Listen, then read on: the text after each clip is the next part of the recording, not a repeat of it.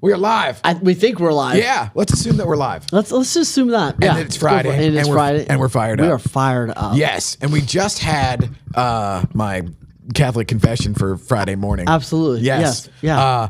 So I'm feeling a little bit lighter as far as like my burden has been lifted. Yeah. As they say. Great, isn't it? So you had mentioned. And you threw it into GPT, which I love. Yeah, you would have no idea how ridiculous, like, my AI psychotherapy is unending. I literally will dictate my life into the thing and be amazing. like, Yes. diagnose this and tell me where I'm coming. You know, like what's wrong with me? But you said, so what? It was lean into your badassness. Yeah. Which, It was interesting because I was like, hey, where my, I can't remember the entire prompt. If you want, I'll send it to you. But basically, it was like, what am I missing out on? What am I, and don't be overly, shoot me straight. Like, what am I missing out on? What am I not seeing? Kind of something along those lines. To that exact thing. Yeah. Just to interrupt for 1 second, because this is the thing that they will never tell you. But I have gotten so pissed at GPT because it is, or GPT for sure, Grok maybe, I don't know. But it is wired to be optimistic and to end on a high and to close the story. Right. And regardless of how many times you forensically lock that, it will drift. Correct. And it will always come back to like Susie Cream Cheese, Pollyanna, like feel good. What do you tell it to not be so overly optimistic? What do you say? I say no poetics. Yeah. Clinical, diagnostic, forensic fidelity. Interesting. Those three things, because it will literally drift it back to like, oh, it's story time with GPT. Oh, and that's the greatest idea ever. Yeah, and then I don't think it was. Right. I have literally asked, it's like, you've never contradicted me on anything. Yes. How is that statistically possible? And then it'll give you the download of why it does that. Yeah. And it's like, okay, operating under the fact that I don't want that, let's course correct. Yes. And so I would say every 2.5 days, I need to remind it. Yeah. And then I don't know if you've ever filled up a thread and have to start over. Right. The easiest way to get past that is you can go through and download the entire thread, put that on a PDF as a document and say, base the next thread on forensic fidelity with this document. And so it'll pick up where you left off. But it also has the exact verbatim transcript of what you've said. Yeah. And so now it has to go through that way more often than I like. And it really, oh my God, especially if like I'm in the middle of, okay, so like I'm not really in touch with my feelings per se. And if I really get into the rabbit hole on something and then it gives me some, Walt Disney, Anne of the Green Gables bullshit or whatever. Oh my God, I fly off the handle. And then it just totally derails everything that I'm doing. And then I'll come back around from a clinical psychologist at a PhD level's point of view. Yeah. And so then what I do is then I'll say like, so my paid sponsor or business coach / therapist or whatever that keeps me on the, that was the genesis of this. So I go every Monday just so the Evil Dead demon that's in the sub basement that used to drive the car all day doesn't get at the wheel. I go there, I go to her to hedge against, anything coming out sideways. But I will then have it give a summary in a diagnostic framework that a counselor or a therapist could use, and then I'll text it to her. Yeah. Wow. And that's the kickoff for every Monday. Yeah. And so I use it there, and it's funny too because like my guys in recovery, I'll say they're like, hey man, I use ChatGPT to like look over my HOA docs or whatever. I'm like, wow, okay, that's cool. Like, really? I used to just search my soul. Exactly. Yeah. It's like, dude, I've excavated my entire life into this thing because, as a little kid, it was like, it's funny. So I grew up on Star Trek, the original Star Trek, and Kirk, Spock, and McCoy, they're the jam. And the thing is that it's like they're structured to where there are three facets of the same personality. Right. Where Kirk is the action guy, the id, and he's just like, woo. And then Spock, of course, is the brain, and then McCoy is the heart. Well, it's like, I always wanted to be Kirk, but I identified with Spock. So it's like, dude, GPT and me together is just like this. It's beautiful. And I love the fact that if you poke it in the right direction, it will literally give you the cold hard facts about you. Yeah. And then it's like, then I'll be like recommendations, predictions, Yes. And every once in a while, then I will go for the Pollyanna. How am I doing? Like, how am I doing? So like there is the I don't know if that would be the soft white underbelly of Yeah. ChatGPT, Yeah. but it's like, hey, that's what I do when there's It's amazing. downtime. Yes. So now back to your badassery, where you're leaning into the fact that you're good at stuff. Yeah, is that was the thing that it called me out on is like you're great at helping, and it's like whatever it is, you need to own your badassness, and you need to begin to celebrate that, and like come as from a place of strength on that. So I'm working on that in a bigger way, just to like celebrate. Like I am freaking phenomenal at this, Right. And owning it a little bit more. Well, and that's one of the reasons why now my thing on Friday mornings is like, dude, send me some slides. And I love the fact that, of course, you have a shit ton of them just ready made. Yeah. But you'll send me a random batch, and then it's like, okay. And then it's like the original gimmick that we had with GPT, but it's actually based Yes. on what you do. And now having seen over the last couple of years or whatever the guys that you coach, Yeah. and the reaction, and it's like I won't go as far as to say like you have disciples, but it's like it's a thing. Yeah. And when you had the guys in that need to come back, the Yes, two, absolutely. Scott and Bill. yeah, the Dave Perry Miller guys, dude, like that was awesome. Yeah. And like there where I would have an analogous situation where like, okay, if a guy that's older than me Yeah. wants me to like help the sponsor, whatever you want to call it, in recovery, I'm like, what, really? Okay. So like that's the thing that Yeah. got me there. And then of course like Tyler and everybody else. Absolutely. And then, so now free coaching for everybody. Gather Boom. around. Here we go. Okay. So we got 10 things that require zero talent. Yeah. And here's the thing about this. Before you focus on what you can't control, make sure you're focused on nailing what you can control. You know what I mean? And I think that's such a huge principle. So like, here's the things you can control that are not dictated by income or anything else, right? It's like be on time, right? Like you can be on time. If you're chronically not on time, like get your shit together. Yeah, well, right? and Like you need to change some things and Yes. stop relying on willpower or whatever it is to get there. You know what I mean? Well, it's like you said, like last week or whatever, the one gal that she planned her drive time on absolute perfect conditions. That would exactly. be like Yes. 1 out of Yes. 100. Yeah, if I get all green lights every morning, it's not happening. Yes. Right. Work ethic, effort, body language. I think this is an interesting one. Body language. Yes. Like we did this whole call this last week about like what is your body saying? And like we listen to our body. So if I'm sitting over in a slump position, my body's interpreting that as like, hey, what is that typically? If Yeah. I'm in a depressed position, I usually can get right body language, energy, right, your attitude, passion, being coachable, right, going the extra mile. One of my coaches for years said there's never a traffic jam on the extra mile, and then being prepared. And I look at this like this is all things you can control. Where's your biggest opportunity to improve these? And then here's one other thing I look at it from like a hiring standpoint or working with people. There's some things you can help people with, and there's some things that are inherent. Like you either kind of have that. That was gonna be my next question. Or like What in this is teachable? there's a couple things in here that only Jesus is going to do in your life. You know what I mean? Really, when I look at like work ethic, attitude, being coachable.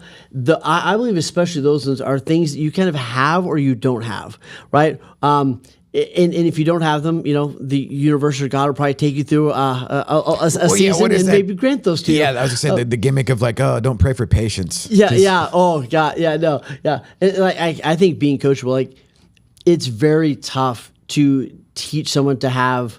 It's okay to have high confidence and have low ego in a sense, right? Yes, However you want humility. to find that Yeah. word, but like being coachable is huge, and that's very tough. Right? I can teach someone how to be more prepared. I can teach someone how to manage and have better energy. I can teach someone about body language. I can teach somebody how to be on time, things like that. But I'll tell you what, like we say it all the time: hungry, humble, and smart. If they're not coachable, if they don't have some drive, innate drive, Yes. it's What's funny is so like hard. I didn't realize until God probably doing this or the company that I had before this that I got my work ethic by osmosis. Yeah. It was demonstrated like for all the different aspects of my family, good, bad, or indifferent. They all had this crazy Puritan work ethic, Yeah. or the Protestant work ethic that Yes. was just ridiculous. And now, of course, I railed against that and wanted to lay in bed and watch cartoons or get stoned or whatever it was that I did as as a teenager. But now I look back and it's like, okay, that was demonstrated to me, even though I was not consciously aware of it and taking it in. Yeah.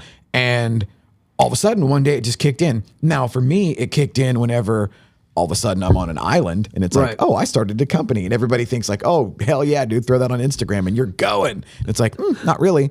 But even to where now I work 7 days a week. Yeah. Not 8 hours a day, and I'm not digging ditches or whatever, but I'm doing something, and I'm trying to, morph into that full time on the business rather than in the business. But so good. I don't know how I could have ever been taught work ethic.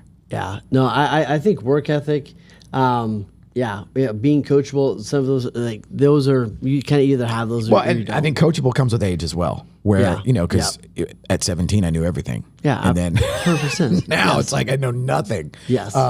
Okay. These are all random too, by the way. I love it. We have no idea what's next.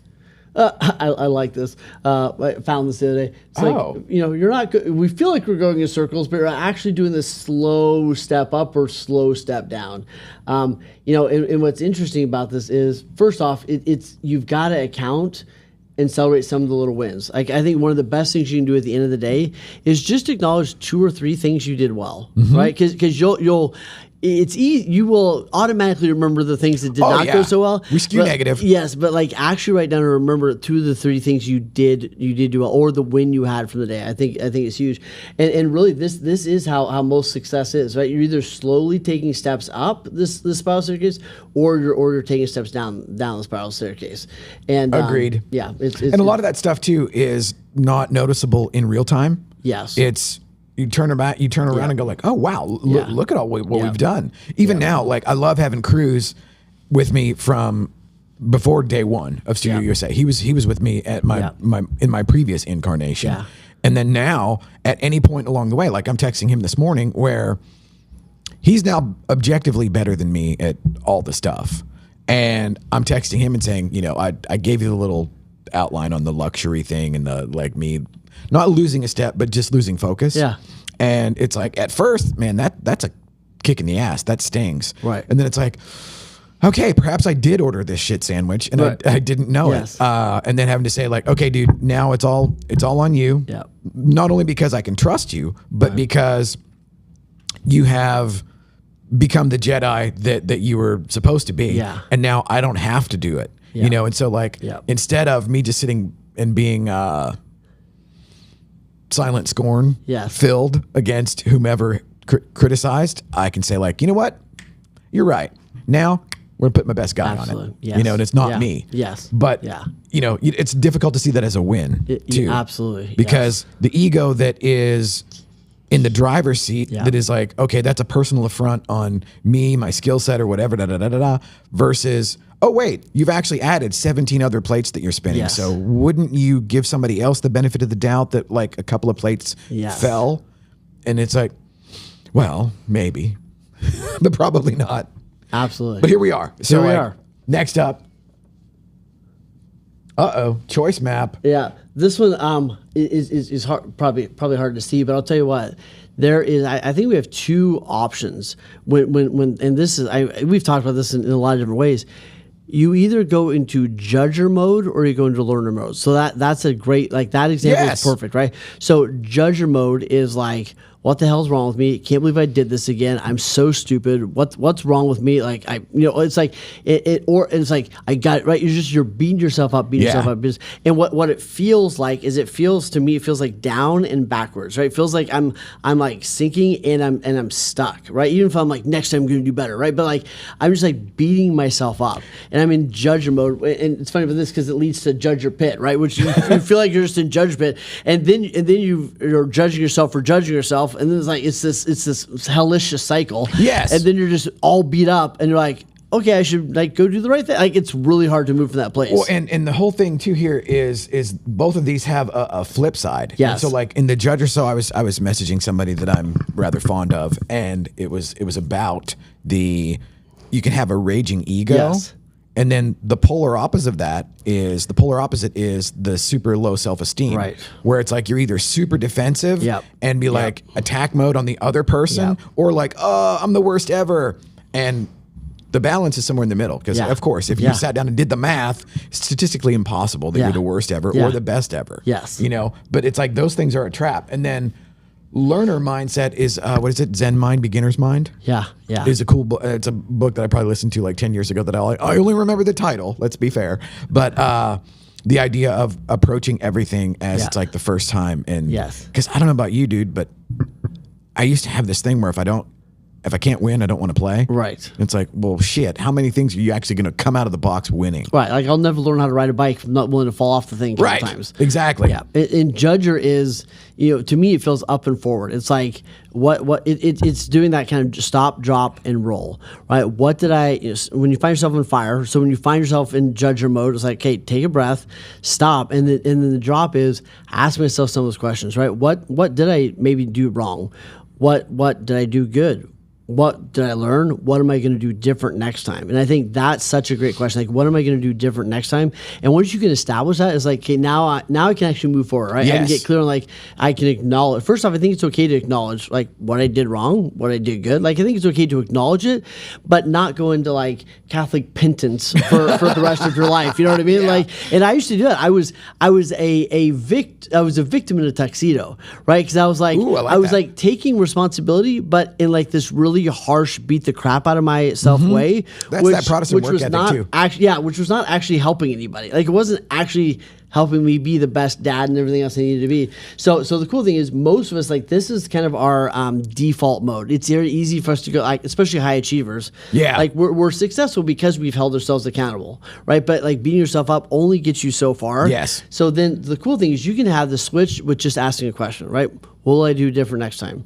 Or what would someone who loves me tell me to do in this situation, right? How would I choose my best friend to take, to talk to themselves in this situation? They'd probably be like, yeah, dude, you screwed up.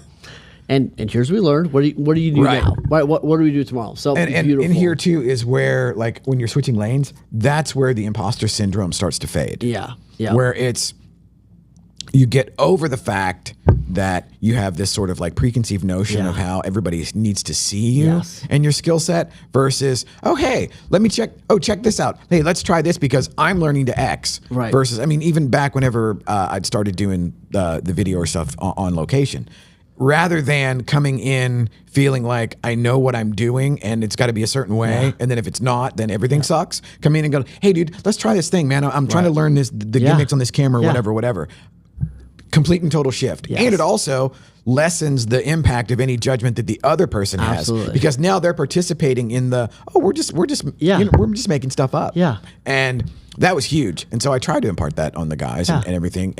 But on that creative side, it's the parallel of being hypercritical against yourself. It's also being, if you're producing a thing, you get emotionally attached, like it's your Yes. baby. Yeah, yeah. And then if somebody says you have an ugly baby, Yeah. know, Yeah, where- well, and I think it's that whole thing of like, I'm not going to be complacent and let myself off. Like, I'm not going to be thrilled with putting out a bad product, Right. But I'm also not going to be so held to it has to be perfect that if it's not, like, that's terrible. So people are like, man, which place do I kind of live in?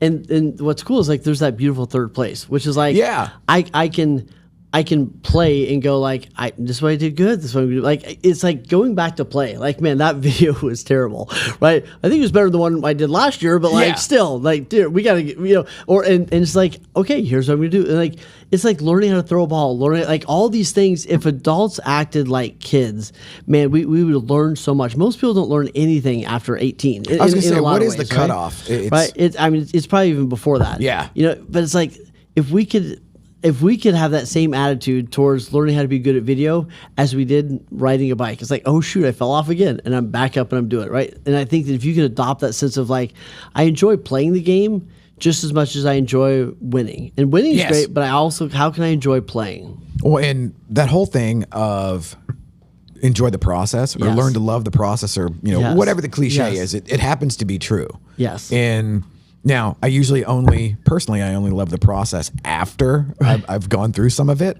The idea of, you're starting something from scratch or whatever, that kind of sucks every day, for a while. Absolutely. And that's not on the brochure. The hustle porn doesn't tell you that, you're going to try this thing or whatever, and odds are it's going to fail. Yeah. Let's put it that way. And it's going to cost way more and take way longer. Yes, absolutely. And exactly what you said about the celebrating the little wins, that's also not part of the map that is out there. And that's why even the other day when you posted on Facebook, doing the TED Talk thing or whatever, which I'm curious about. Yeah. But getting scared on that one. The intention and reflection. Yeah. So it's like you have these little nuggets that I have picked up by osmosis. Yes. That now I'm not saying I actually do this, but it's but conceptually I love it. Yeah. You know, the idea of we're going in this direction, and now let's look and see, are we still, how many compass points are we off? Yes. And that's historically, that was my thing. It would be like, I would go 100 miles in a direction and not look at the compass. Right. It's just the little tweaks along the way, right? Just the little adjustments. Goal setting. There you go. Here you go. That's so I don't know why the top of that is on there. Anyway, there you go with that weird screenshot. But here's the thing. You've got to figure out where you want to go, and then give yourself the opportunity to break it all the way down to what do I need to do on the daily and right now. And I was actually giving some of this analogy the other day.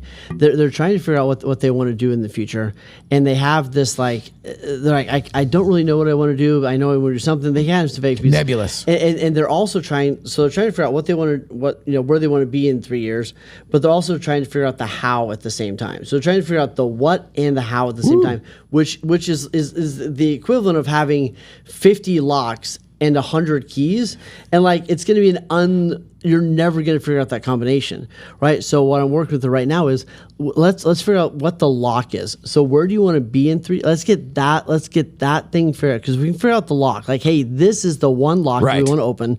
Hey, in 3 years, I want to do this. I want to be here. I want to be, whatever.